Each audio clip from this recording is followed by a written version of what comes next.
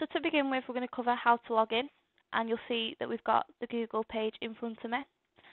And all we're going to do is type in OneFile and click search, and you'll see that we can get straight to the OneFile login page. So when it comes to logging in, you'll be given a username. One thing to keep in mind is that it will always be in capitals, and I'm just going to add mine in now. The password will be case sensitive. If you've got any capitals, any lowercase, any numbers, make sure you keep in mind that the password that you enter needs to be exact to either the one that you're given or the one that you change it to once you are logged in. So I'm going to enter my password. The next stage is to select a login area. It will always default to live OneFile when you're logging in, and if you're accessing a live account, you're working towards real qualifications, you'll select live OneFile. Because we're carrying out training, I'm going to select the practice area for now, and you do not need to worry about the standard approval centre. So what you'll see when I've logged in is that it has taken me to the appeals procedure page. My centre have set up a document that is required to be signed by all learners on the centre, and it is an appeals procedure document. If you ever log in and you come across this page, you'll notice that if you do click any other icons on the left, for example, you will stay on the same page, and the reason for that is because you need to read and acknowledge that you've read the document. And once I've looked through this document and read it, you'll see I have a signature box and an I agree button at the bottom. If by any chance you click and sign by mistake and you haven't read it, you can view it in your resources icon, and that is something that we're going to describe shortly. So when you're happy with the document, simply add a tick into the highlighted checkbox and click I agree. So as you'll see, this has taken me to my home page, and this is my portfolio dashboard.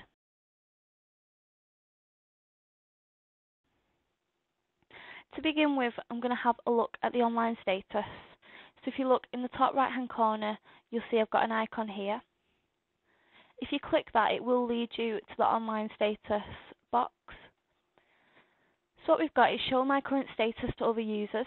If you set it to always, people like your assessors, your IVs, any managers will be able to see when you're offline, when you're online, and any of these current statuses that you choose. You can select never if you're the only person that wants to see these different changes. In this example, I am going to keep it as always, and you'll see that the current status, if you have a look at here, will be changed from online, available, busy, and out of office. You can also add a status message, maybe for your assessor to see if you're out of office that you're not going to be back for a while and things like that. There are sections about the themes that you'll see below, but we are going to describe that shortly as well. Once you're happy with your status, simply click away and you'll see that the box disappears and your changes have been saved. So what we're going to look at next is the portfolio dashboard, which is in the centre of your screen. You'll see at the top of the page, you've got a list of the qualifications that you're working towards. So if you're ever confused about what it is that you're working towards or you want to find out more information, simply look at your portfolio dashboard and you'll see the list there. What we've got just below is the overall progress dial.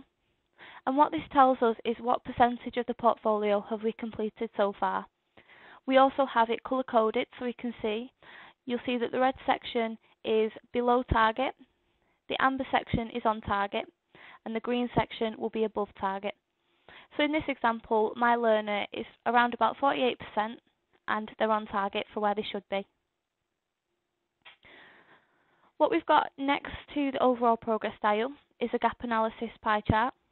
If you have any completed assessments, anything that hasn't yet been started, or even any pending assessments, they will be shown in this pie chart here.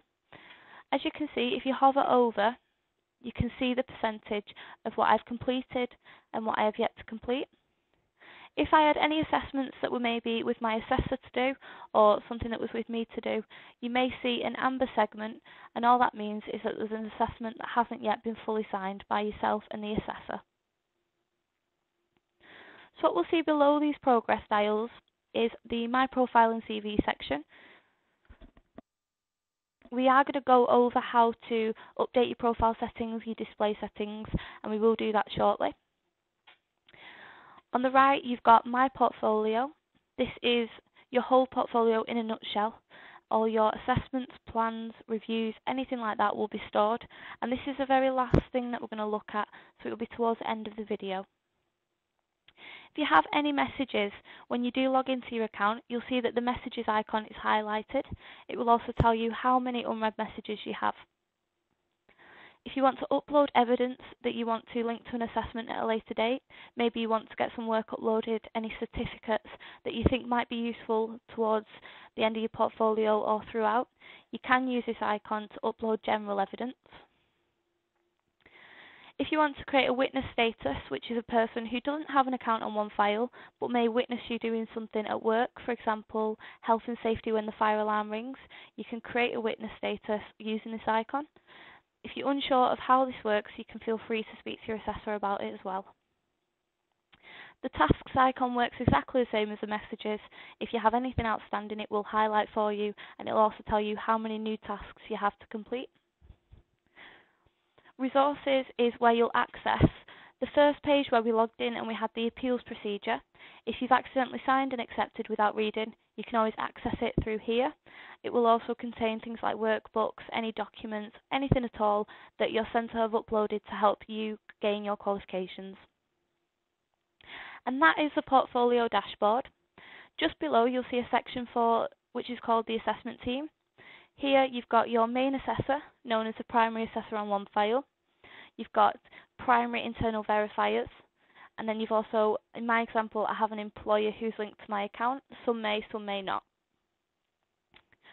Just below we've got the other options section, and you'll see again we've got my profile broken down into a few more links. My profile, display settings, email preferences, and my activity. Again, we're going to come to them very, very shortly. Here you can read your centre's appeals procedures. Again, that document, you could read it through this link as well. We've got user guides, system announcements, and changing password. So if we scroll up and we look on the left hand side, we've got something called navigation icons. And these icons will appear on every page within OneFile. So if you do navigate away from this main home screen, these icons will all still be visible.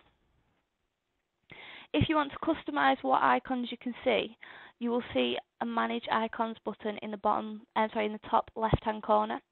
And all you need to do is click that, and you can drag anything that you feel may not be necessary. You can add things if you wish to as well. And when you're happy, you can click Save. If you want to undo what you've done, you can click Cancel. And if you want to reset it back to our defaults, you can just click Reset.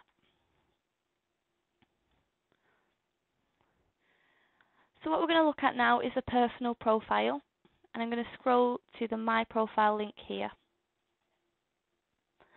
What you'll see is this leads us to a page where we can do things like add a profile picture, add our contact details, upload our CVs, certificates, and things like that.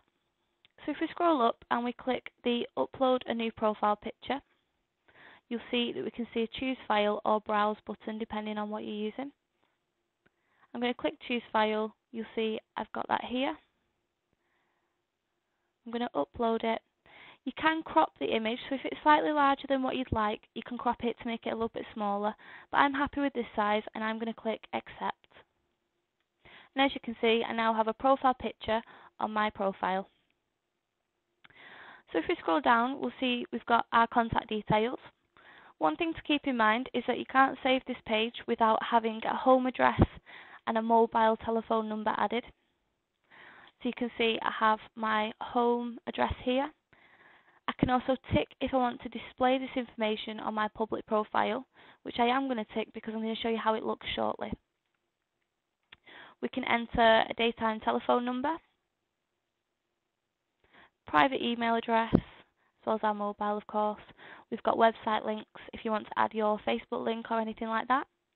If you are at a placement or at a college, you can feel free to add the name and the address into here.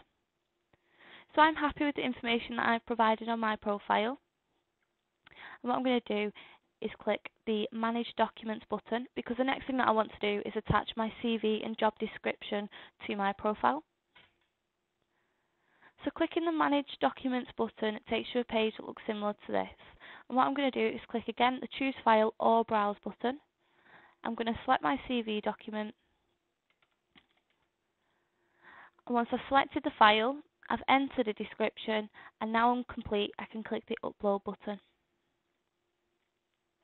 So what you'll see, the changes have all saved, and if I scroll down, my CV is attached. I'm going to click Manage Documents again, and this time what we need to do, once you've already got a document uploaded, is click the New Upload tab at the top of the page. So what I'm going to do is batch upload multiple files, because I have more than one document that I'd like to upload. And what you'll see is a window will appear on your computer and an Add File button should be visible. If we click Add File, it takes us back to here, and I'm going to upload my certificate.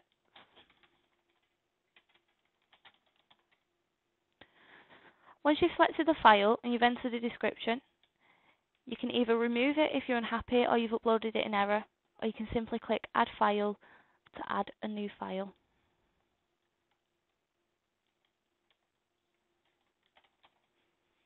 So I'm happy with the two files that I've uploaded, and I'm going to click the Upload button at the bottom of this window.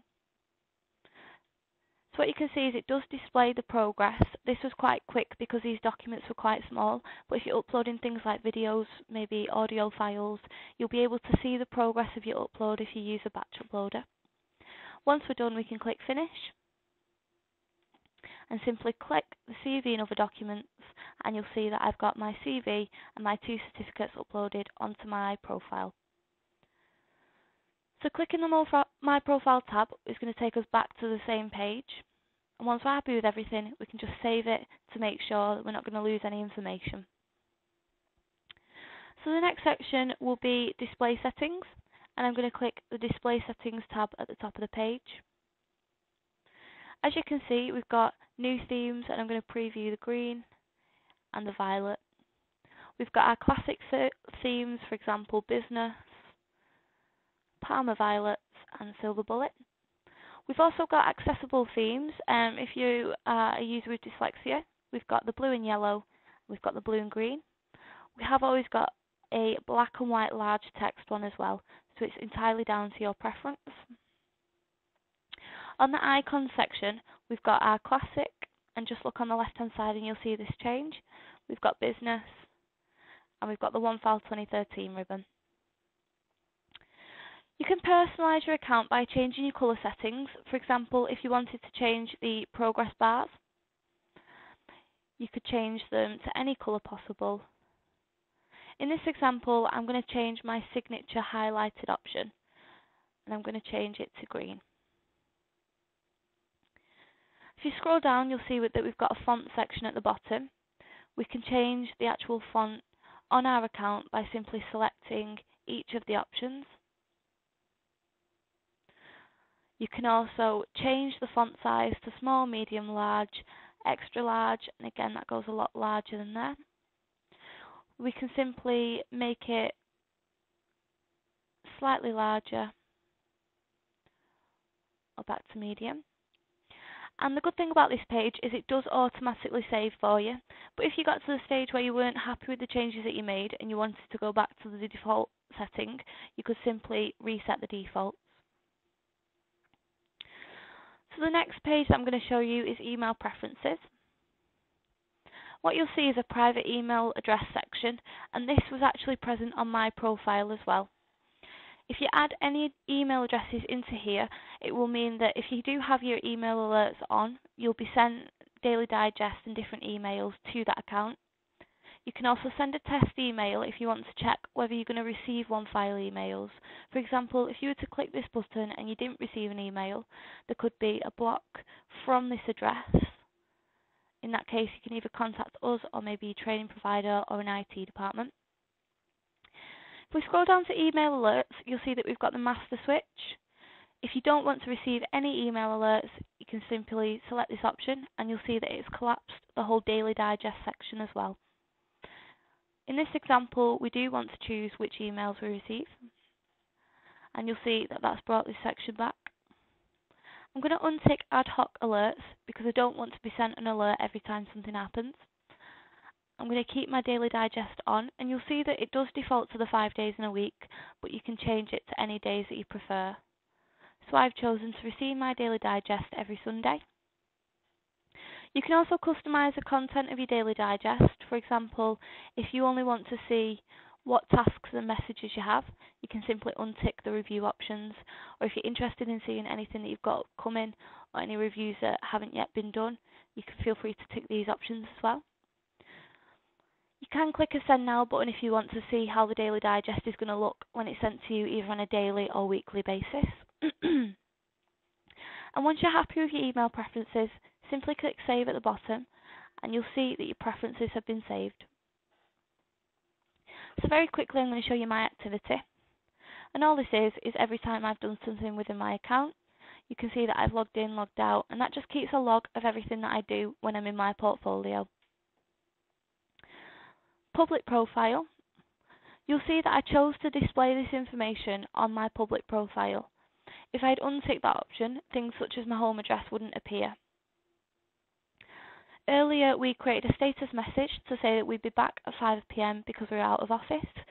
You'll see that on your public profile it does display that I'm out of office, and it also gives my status message as well. My shared documents are there for anybody who has access to my portfolio to see.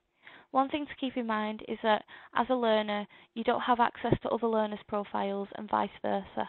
So the only users that are going to see this information is us as admins, centre managers, assessors, IVs, and anybody else who has a direct link to your account.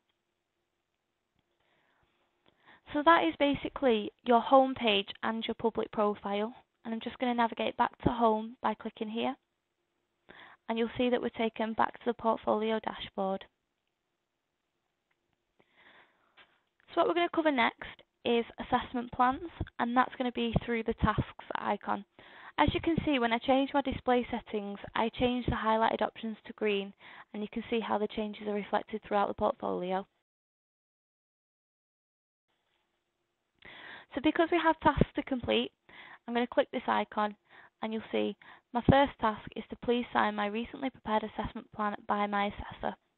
So what I'm going to do is open the task.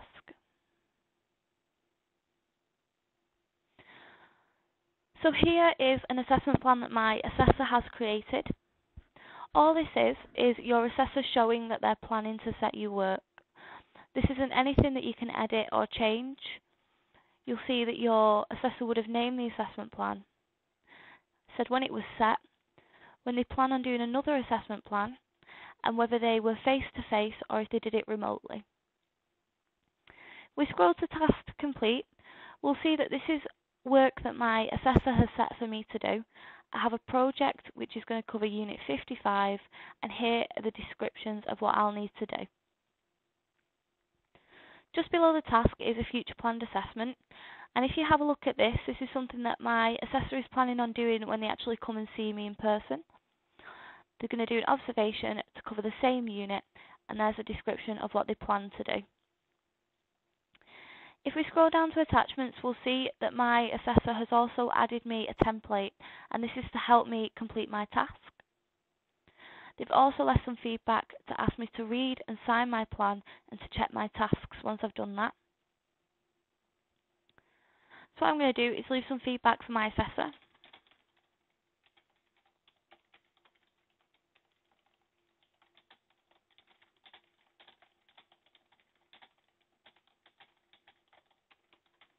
As you can see, it's a simple message. If we highlight the text, we can change the font. We can increase the size. We can even add some colour if we want to. I'm going to select blue. You can change different settings within here. For example, you can add it into the centre, into the right. I'm going to keep it in the left for now. Clicking Send Now will add this feedback onto the plan and send a direct OneFile message to your assessor. In this case, I'm going to leave the feedback as it is without pressing Send Now, And after reading through my plan, I'm going to simply scroll to the bottom, sign and save. So before I save, there are two buttons at the bottom, and that's accept and reject. Accepting the plan means that you have read and agreed to everything on the plan and you're ready to complete a new task. The reject button, a good example of when this will be used, is if your assessor has sent you work and you're due to go on leave for 2 weeks and you know that you won't have time to get it done. You can always reject it and leave some feedback to say, I won't be in within these dates, can you please set me something to do after then, or anything like that. Because I'm available and I'm happy with what I've read, I'm going to click the accept button. You'll see that it takes me directly to my tasks, and I now have a new assessment task here.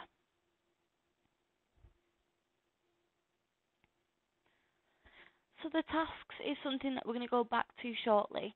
We've now covered how to accept an assessment plan. So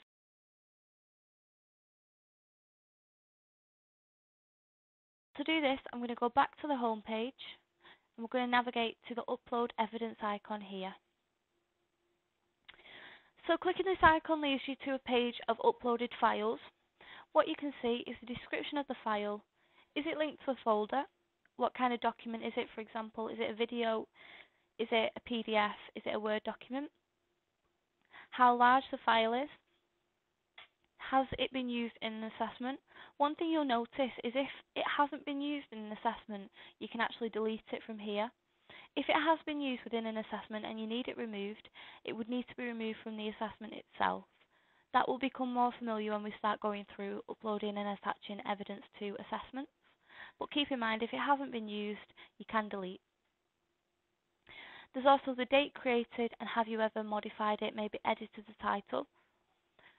There is an option in the top right hand corner to show simple view, and you'll see that gives you a large icon with a description. Folder, has it been used in assessments? Simply remove the tick and it'll take you back to the default view. So I'm going to click the New Upload tab and I'm going to select the Choose File button. And I'm just going to select Piece of Evidence and I'm going to upload this.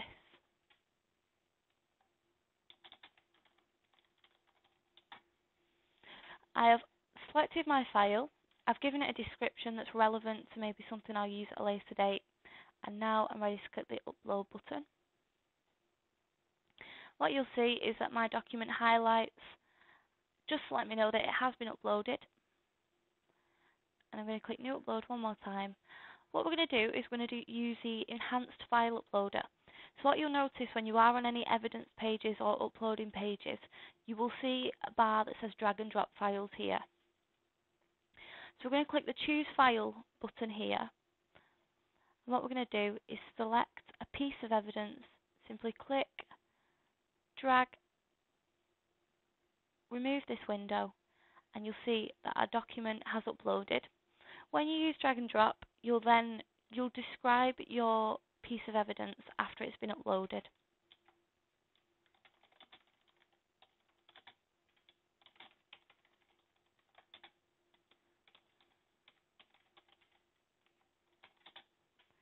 Okay.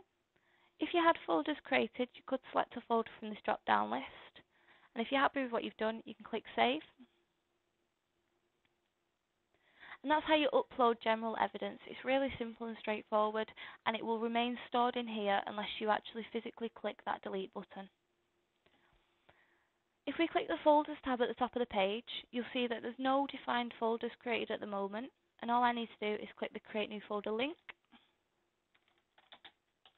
You can see that I can name my folders whatever I choose.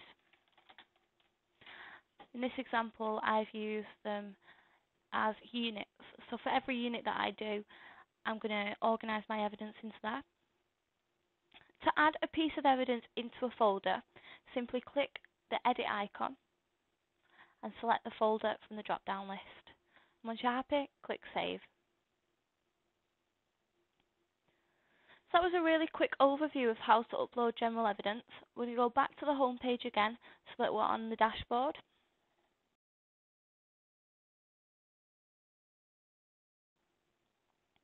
And what you'll see is we've got tasks to complete and unread messages and the dashboard that we described earlier. I'm going to navigate back to my tasks now, and I'm going to open the project assessment that my assessor set for me. A good way to know if your assessor has set your work through a plan is you'll see a View This Assessment Plan link. So if your assessor has uploaded any documents that you think that they thought you might find helpful when you come to doing your assessment, you'll have a link here. Simply click, scroll down and download your attachment by clicking. Once you've downloaded your attachment, if you click the back button, you'll be just taken back to your assessment. Another key bit of information to see is the light bulb, and here is the task description that your assessor has given for you to complete. You'll also see please complete your new assessment, and just below there you'll see a few options. We've got our primary method, which is a project, a reference, which is just, you'll see here, Project 4. It's an abbreviated version of what assessment you're actually completing. Title, I can edit this.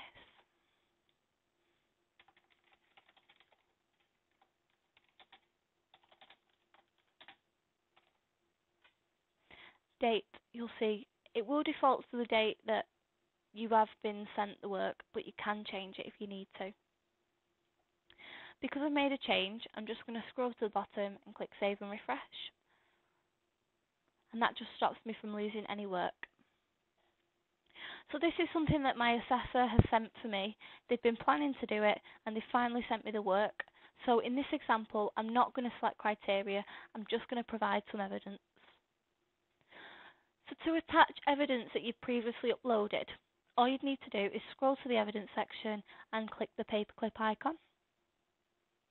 And what you'll see, that leads you to a page similar to the upload evidence page. The difference is on this example, you have a select column.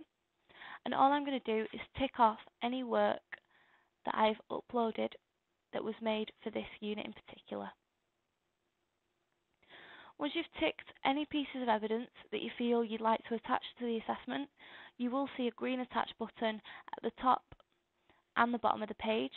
You'll see as you do progress through your portfolio, you'll have a lot of evidence. So sometimes if you are ticking at the bottom, it's easy to click this attach button.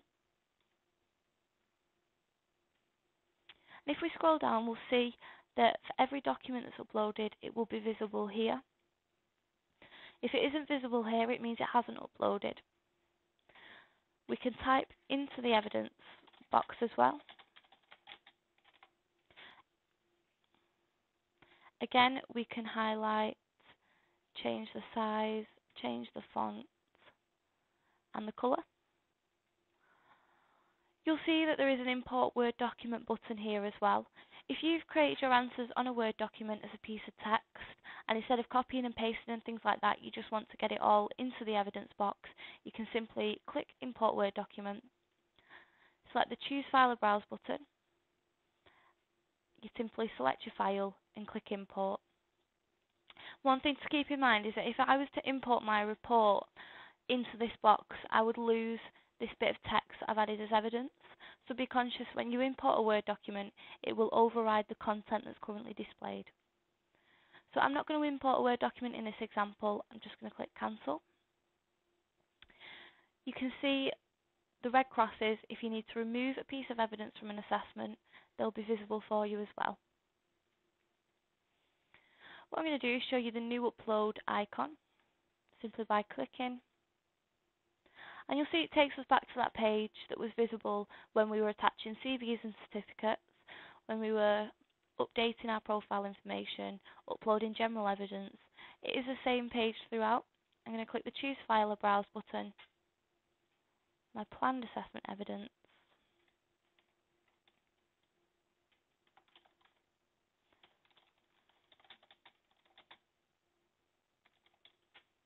and as you can see, giving it a description, and I'm going to click Upload. And what that does is it just adds the additional piece of evidence here. What I'm going to do is scroll down and give some feedback for my assessor.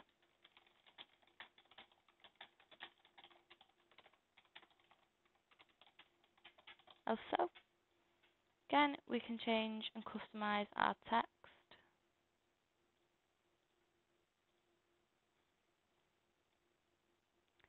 Okay, and when we're happy with what we've done, there is also the option to provide learner assessment time if we need to.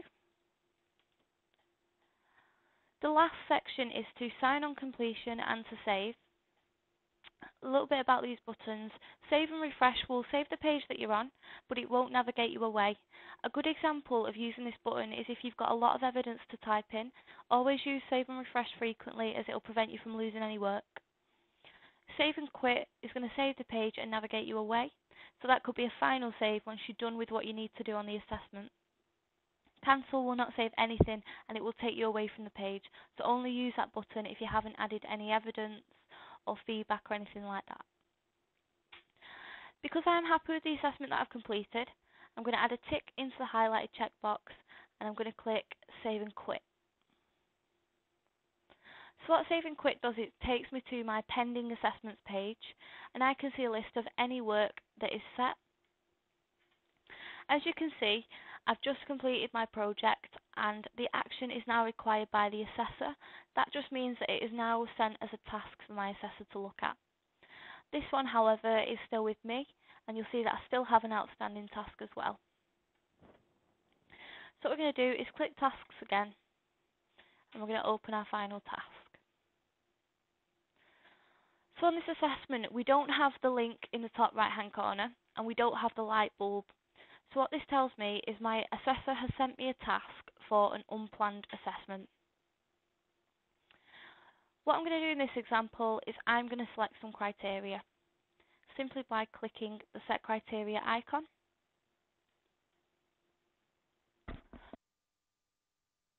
As you can see, it leads you to the Set Criteria page, and what we've got to begin with in the top right hand corner is a flip button.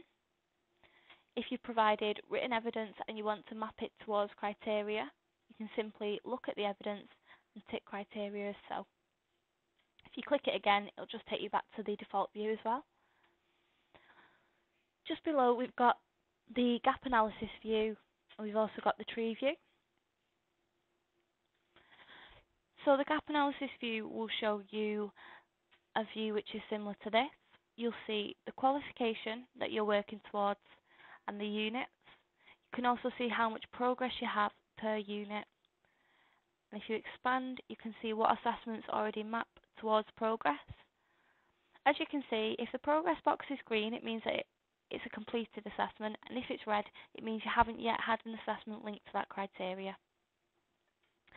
To set criteria on the gap analysis view, all you need to do is simply expand the unit and click the piece of criteria, and you'll see it ticks it here. Instead of clicking one by one, if you want to select a chunk of criteria, click the select button. When you're happy with that, simply scroll to the bottom and click Save.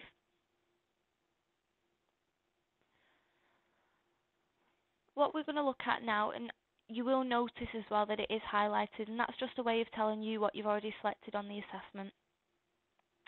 We can change it to tree view as well. As you can see, my highlighted criteria is going to remain here. All you need to do is simply expand the qualification title, the unit outcomes, and then the criteria. Now I'm going to select it as so. There is the expand and collapse all buttons as well. And if you want to double check whether it's saved, simply keep expanding. If there are ticks in the boxes, it means that you have selected it, and if there aren't, it means that you haven't. So if we scroll down, we've got save, save and quit, and cancel. They work the same as the previous buttons do. Saving is going to save the page and keep you on here. Save and quit is going to save the page and take you back to the assessment. Cancel is going to cancel anything that you've added and take you back to the assessment, so it's not going to save any changes. Because I'm happy with the criteria I selected, I'm going to click Save and Quit. What you'll see is that the criteria is slightly faded, and this is because it's down to my assessor to decide whether they accept the criteria or whether some of it needs removing, maybe some more needs adding. That's the assessor's job to choose that. I've selected the criteria because I think my evidence covers it. So if you scroll down to evidence, I'm going to click the paperclip icon, and I'm simply going to select any files that I think are relevant to the assessment set and click that green attach button again.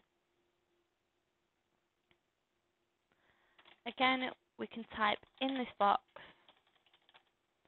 we can customize our text, give you this example, increase the size and change the colour. When you're happy, you can leave some feedback for your assessor.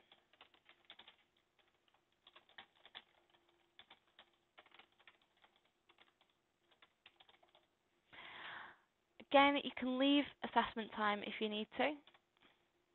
And once you're happy, simply sign and save. On these kinds of assessments where they aren't linked to the plan, so we can't see the link and there's no light bulb with the description, there will be a delete button visible.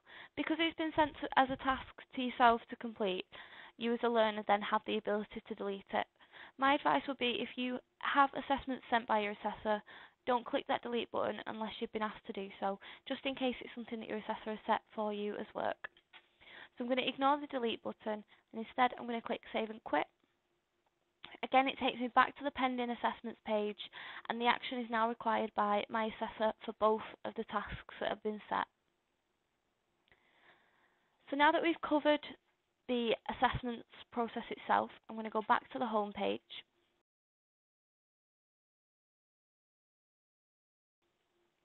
And what we're going to look at is my portfolio. So as mentioned at the beginning, this is a nutshell of everything within your portfolio. For example, assessments, plans, reviews, progress, the whole lot will be kept in that one storage place. I'm going to click my portfolio, but you can click the portfolio icon on the left. What this gives you is an information and options section, and that's just your list of qualifications in more detail. You'll see that your default assessor is present and how much progress you've got, when you're due to complete, and your target progress as well. Your overall portfolio progress will be shown here. As you can see, it's currently 48%, as we could see on the home page near the overall progress dial. We have a couple of icons that I'm going to describe here. Assessment plans is what we looked at the very beginning, where we accepted the plan and it generated a task. This isn't anything that you as a learner are going to need to worry about, because it's something that the assessor creates for you. We've also got the assessments icon. This is where, if we click into it, the pending assessments page we've been viewing every time we click save and quit.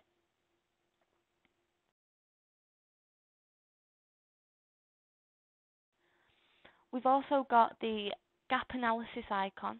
This is, if we have a quick look, an overview of the gaps within your knowledge. So at the moment I have everything included, but I want to only see stuff that isn't completed. So if we scroll down, we'll see that this is all the criteria that I haven't yet completed. If I've sent work to my assessor and they haven't yet actually signed the assessment, it may appear here with an amber progress box. That just means that it's waiting to be fully signed off. You can also change it so that you only see completed work, anything that you're not required to do, or you can show everything. If you click apply filter, it will load the page for you. So I'm going to go back to my portfolio page. We've also got the overall progress. This might be displayed as a bar chart or a traffic light. Either way, if you're off target, you're going to be red. If you're on target, you'll be amber. And if you're above target, you'll be green. And that's going to either show you it will show you as the traffic lights, or it will show you in this bar chart. Will simply change colour. If there's any reviews that are scheduled or overdue, you will see them here. And then we have different things like expert witness that we spoke about. Assessment evidence, this is again the camera icon, is where you upload general evidence that isn't linked. If we scroll down, we can edit my profile, but it will show anything that I've actually added into my profile page. So as you can see, we didn't add our place of study, so it will say not provided. We did upload documents and we did provide contact details. Your assessment plans will be stored here, so if you want to scroll down, you can feel free to open any of them. The unit summary section of the home page allows you to click a link which is read about this unit, and you'll see that it's visible on every unit. What you can see is the general outcomes of the unit that you're going to be completing. You can also download the PDF version as well. I'm just going to click off these tabs and it's going to take me back to the portfolio.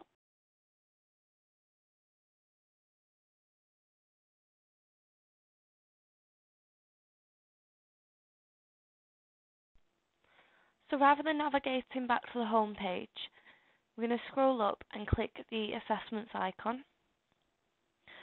So what you'll see in the top right hand corner just below your logout button on every page within OneFile is a help icon. And if you click that, you'll be presented with some guides that are specific to the page that you're on. For example, if you're a learner and you click the guides page when you're within assessments, you'll see links such as creating your own assessments and deleting assessments. If you click on any of these links, it will simply take you to a guide that's specific to the guide that you've clicked on from this page. It will open it in a new tab so you can also click off that once you're finished. I'm going to open up one of the assessments that has been completed and click the help icon again. And what you'll see is that the guides are quite different on this page. An example of one of the guides is uploading and attaching evidence document that we've got. So if you are having any problems or struggling to remember how to upload, simply open an assessment, click help, and you'll see the guides presented in front of you. If you're on this page and you can't see any guides that are specific to help you, all you need to do is click the I need help with something else link.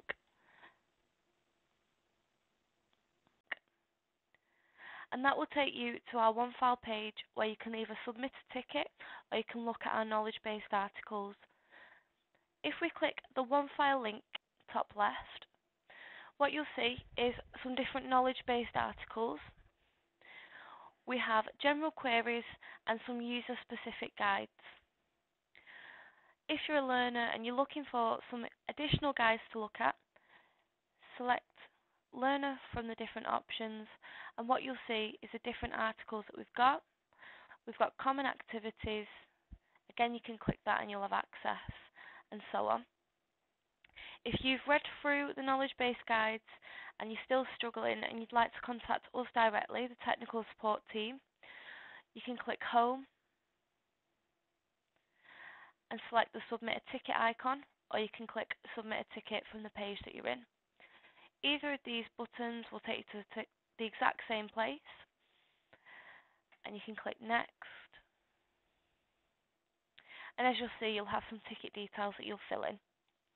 When entering a message subject, if you begin to type in something that links to a knowledge-based article that we have, you'll see that they'll be listed below. So if you are typing in, for example, a problem with uploading, you'll see there's a couple of guides that might give you some assistance there. Obviously, if the guides aren't specific to your problem, carry on filling in your message query and send it to us direct by clicking Submit. And that concludes the Learner Induction video.